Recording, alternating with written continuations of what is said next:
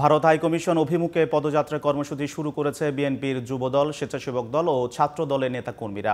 এরই মধ্যে তারা জড়ো হতে শুরু করেছে পল্টনের দলীয় কার্যালয়ের সামনে। সেখানে আছেন আমাদের সহকর্মী মনিরুজ্জামান, সরাসরি যুক্ত হচ্ছেন তিনি। মনির, পদযাত্রা কখন শুরু হচ্ছে, এই কর্মসূচির উদ্দেশ্য কি, বিস্তারিত জানাবেন আমাদের।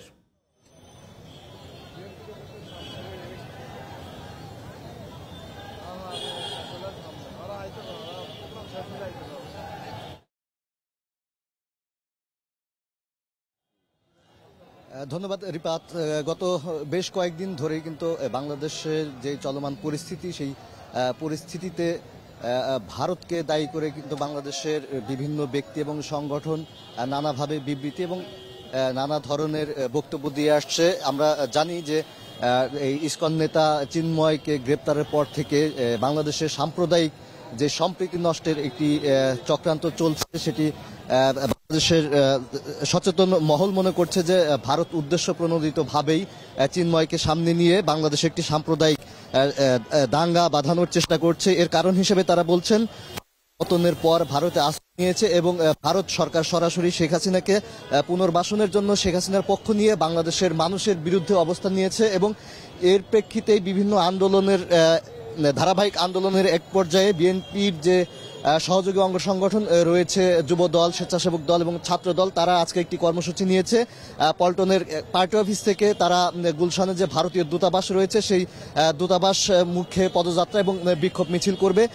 সেই কর্মসূচির অংশ হিসেবে এরই মধ্যে পল্টনের কেন্দ্রীয় কার্যালয়ে কিন্তু ঢাকা থেকে এবং ঢাকার বিভিন্ন ইউনিটের যে নেতাকর্মী যারা রয়েছেন, এসব সহযোগী সংগঠনের, তারা পল্টনের পার্টি অফিসে এসে অবস্থান নিচ্ছেন। অনেকে মিছিল নিয়ে এখনো দেখছি পার্টি অফিসের দিকে আসছেন। এখানে তাদের আসার মূল উদ্দেশ্য যে বাংলাদেশ একটি স্বাধীন সার্বভৌমত্ব দেশ, এই দেশে ভারত যে কর্তৃত্ববাদী যে আচরণ করছে এই দেশের প্রতি, দেশের মানুষকে উপেক্ষা করে শুধুমাত্র একটি ব্যক্তির স্বার্থ রক্ষা করতে গিয়ে ভারত বাংলাদেশের সাধারণ মানুষের বিরুদ্ধে অবস্থান নিয়ে নানা ধরনের চক্রান্ত ষড়যন্ত্র করছে অভিযোগ করে এই স্বেচ্ছাসেবক দল, যুব দল এবং ছাত্র দলের নেতাকর্মীরা বলছেন যে এই চক্রান্ত থেকে ভারতকে সরে যেতে হবে এবং তাদের যেই ব্যক্তি স্বার্থ, শুধুমাত্র এক ব্যক্তির স্বার্থ না দেখে দুই দেশের সাধারণ মানুষের যেই স্বার্থগুলো রয়েছে, সেই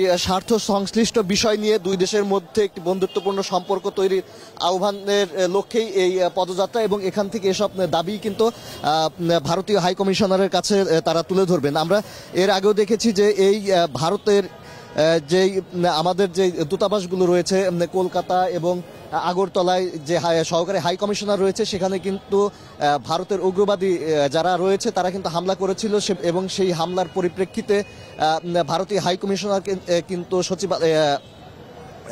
মন্ত্রণালয়ে ডেকে পাঠানো হয়েছিল এবং সেখানে ভারতীয় হাই কমিশনার কিন্তু জানিয়েছিলেন যে তারা আসলে দুই দেশের স্বার্থ সংশ্লিষ্ট এবং দুই দেশের বন্ধুত্বপূর্ণ সম্পর্ককে জোর দিয়েই এই সরকারের সাথেই তারা কাজ করতে চান।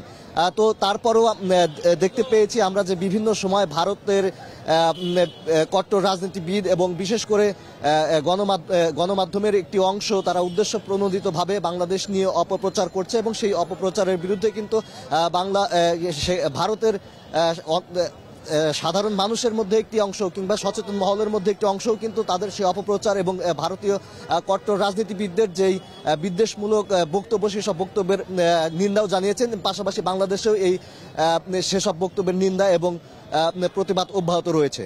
তো এই ছিল আমার কাছে পল্টন বিএনপি কেন্দ্রীয় অফিস থেকে ভারতের দূতাবাসমুখী পদযাত্রার সর্বশেষ পরিস্থিতির খবর।